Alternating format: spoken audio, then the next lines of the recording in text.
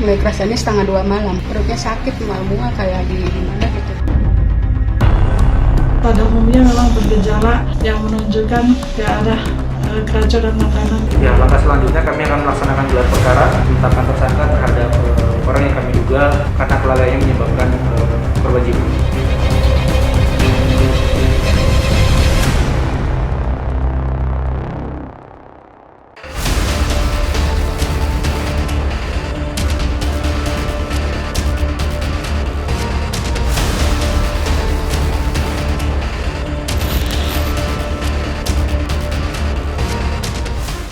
Tak berbeda dengan kasus di Karawang, para korban merasakan pusing, mual, dan muntah-muntah serta diare 2 jam setelah menyantap makanan dari acara resepsi.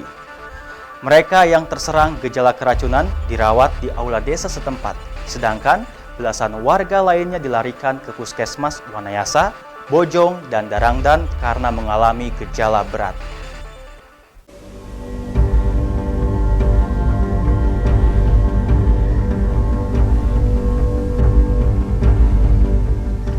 Para korban yang berjumlah 123 orang ini, 29 orang adalah warga Kampung Sempur Nunggal, Desa Linggarsari, Kecamatan Darangdan.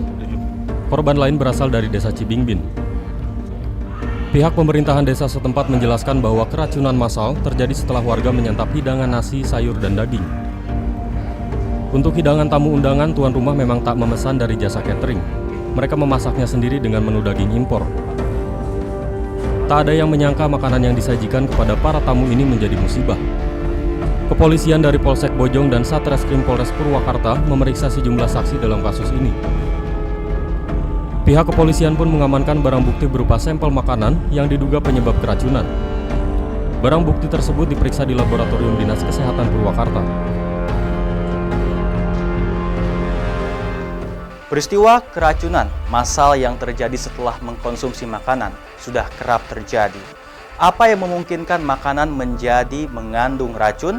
Mengapa bisa terkontaminasi? Berikut ulasannya.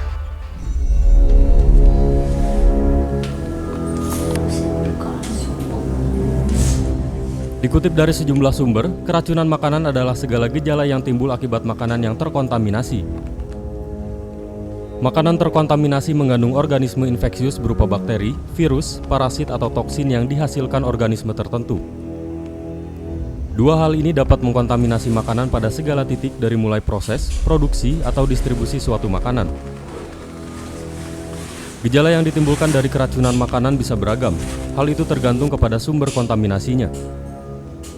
Gejala yang umumnya timbul jika seseorang mengalami keracunan makanan adalah mual, muntah, diare, dan demam. Gejala timbul bisa saja beberapa saat setelah menyantap makanan yang terkontaminasi, atau bisa juga dalam hitungan hari atau minggu setelahnya. Dalam kasus berat, bisa jadi gejala yang dirasakan akan bertahan dan menetap selama beberapa hari. Sejumlah bakteri yang bisa mengkontaminasi makanan diantaranya bakteri Salmonella, Campylobacter, Listeria, Clostridium botulinum, dan E. coli.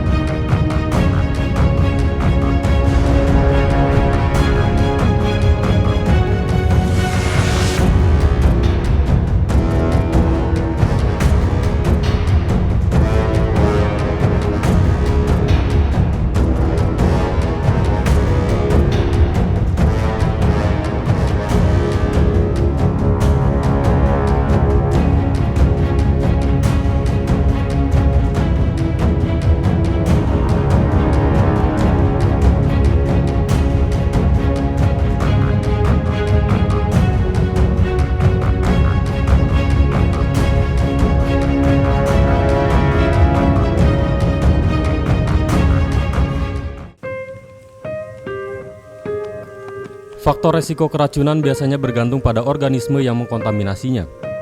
Bisa juga dari jumlah yang dimakan, usia, dan kondisi kesehatan seseorang. Kelompok yang memiliki resiko tinggi terserang keracunan makanan diantaranya lansia, wanita hamil, bayi, dan anak-anak. Keracunan makanan dapat didiagnosis berdasarkan riwayat makanan sebelumnya dan gejala serta tanda yang muncul pada pasien. Dokter juga menilai tanda-tanda dehidrasi yang dapat muncul setelah pasien mengalami keracunan makanan. Pemeriksaan darah rutin, feses rutin, parasit feses, serta kultur bakteri feses dilakukan untuk mengkonfirmasi penyebab keracunan makanan. Kontaminasi makanan dapat terjadi di segala titik pembuatan makanan, mulai dari proses pengambilan bahan baku, pemasakan, hingga pengedaran makanan. Kontaminasi bisa terjadi di segala tempat, mulai dari kantin, catering, hingga di rumah sendiri. Kasus keracunan makanan yang berat yang disebabkan bakteri akan membutuhkan tambahan antibiotik untuk mengeliminasi penyebab dari keracunan makanan. Penanganan sementara di rumah dapat dilakukan dengan cara menambah asupan cairan dan elektrolit. Dua asupan ini dapat mengganti cairan tubuh yang hilang karena diare dan muntah.